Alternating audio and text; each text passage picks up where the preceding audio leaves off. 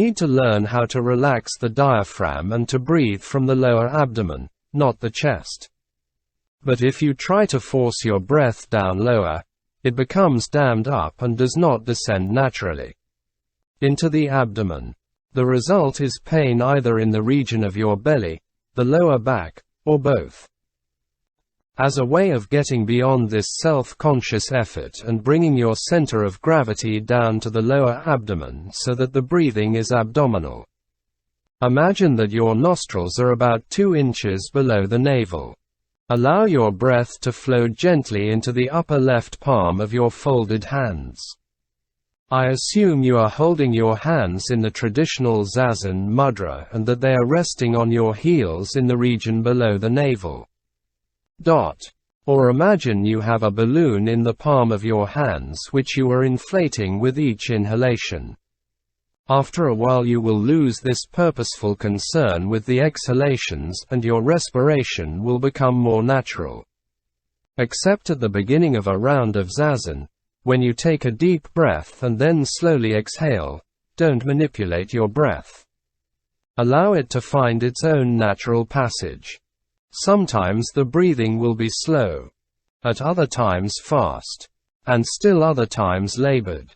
Depending on your mind state, your body condition, and other factors, but with continued zazen, you will develop poise and stability and your respiration will assume its own natural pattern. A well-known text by Zen Master Dogen advises that respiration be neither gasping nor forced, neither slow nor rapid.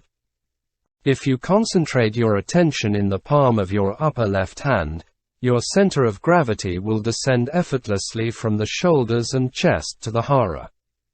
The expansion and contraction of the respiratory muscles involved in abdominal breathing soothe and strengthen the autonomic nervous system as well as inhibit the proliferation of random thoughts.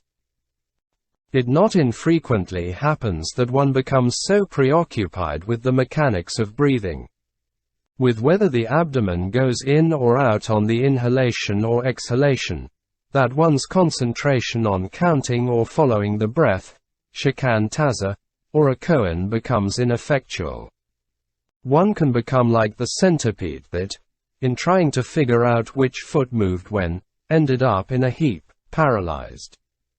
The reason why most experienced Zen teachers do not analyze or explain the breathing process in detail is that they do not wish their students to make a technique out of breathing. Or, for that matter, any other aspect of Zen practice. Techniques belong to the world of technology, not to spiritual training. Chest. Question. Earlier you said that the chest should be held up. It seems that a conscious effort is required to do that. Won't this interfere with my zazen? Answer.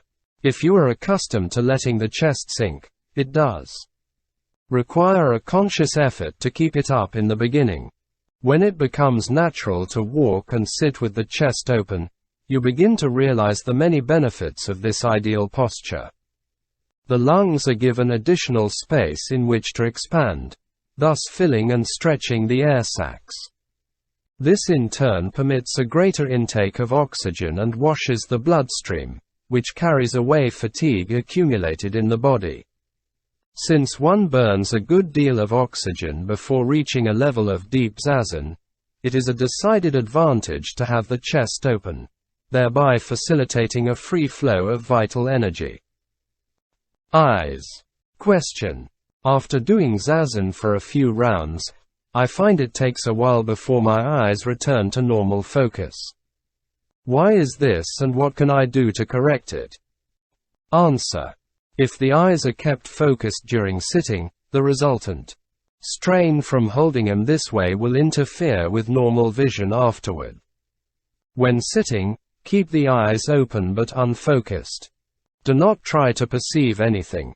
In the beginning this may feel strange, but with deeper involvement it will seem quite natural to keep the eyes unfocused. Even when the eyes are kept unfocused, however, they sometimes take a little time to readjust to normal focused vision due to various body-mind conditions. This should not cause concern. If your eyes are really troubling you, there are some general eye exercises that can be done.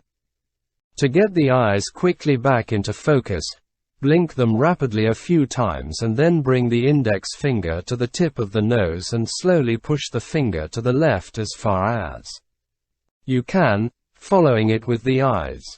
Then bring the finger back to the front again and do the same thing with the left index finger, to the right side. Now roll the eyes a few times clockwise, then counterclockwise. Try looking up sharply to the upper right corner, then down to the lower left corner, in a diagonal motion, then to the upper left corner and down to the lower right corner. Do this a few times and then blink the eyes rapidly again. Another way to soothe and revitalize the eyes is to rub the palms of the hands vigorously, generating a great deal of warmth, and then place them over the eyes, blocking out all light. Now open the eyes and mentally bathe them in the warmth of the energy being emitted from the palms.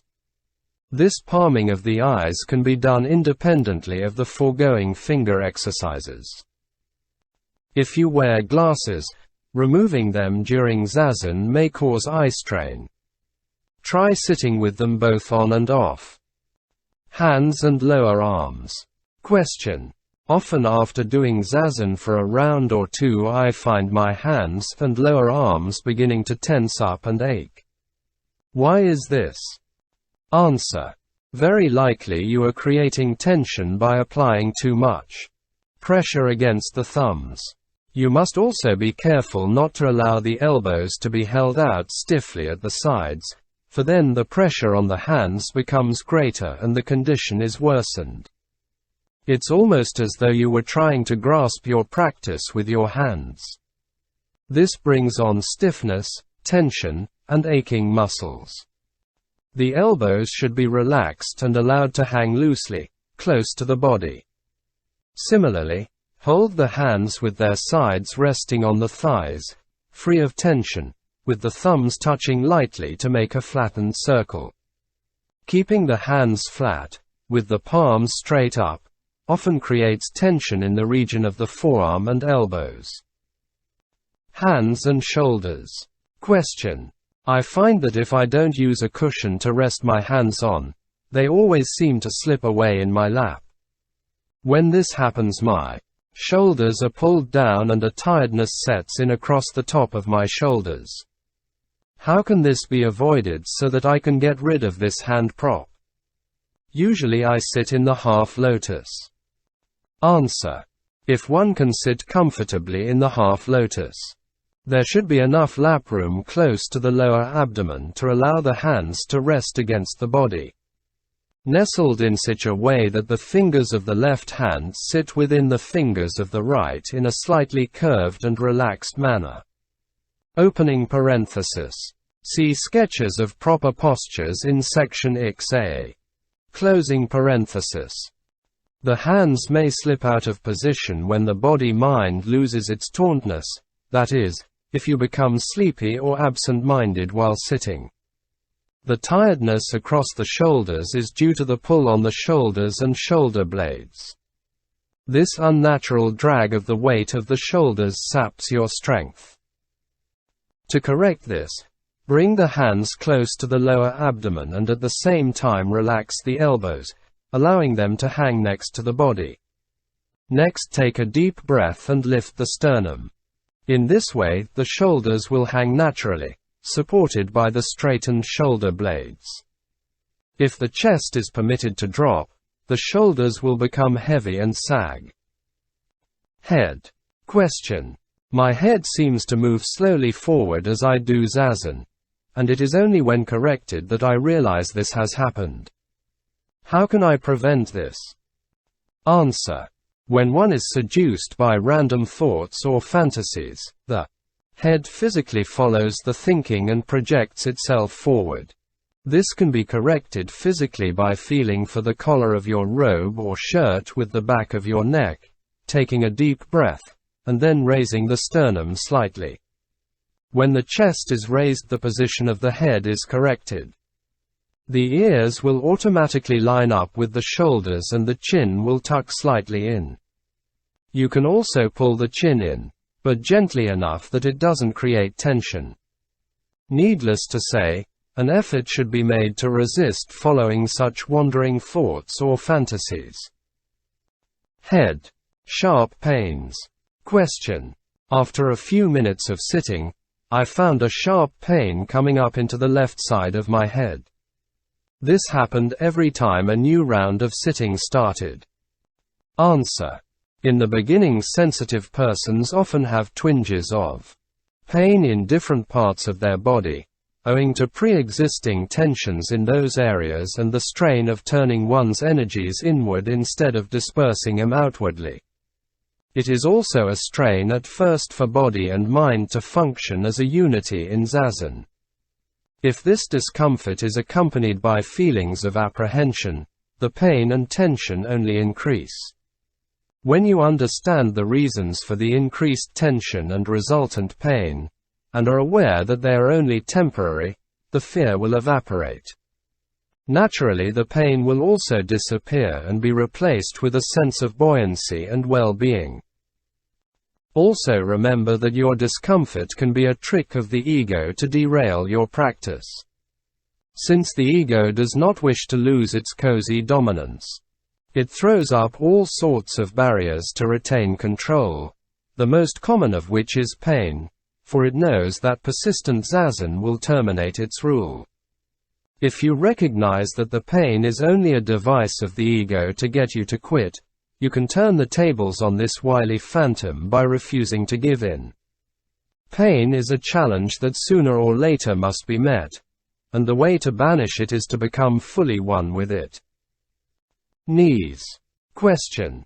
I injured my knee playing basketball and had surgery for a torn meniscus.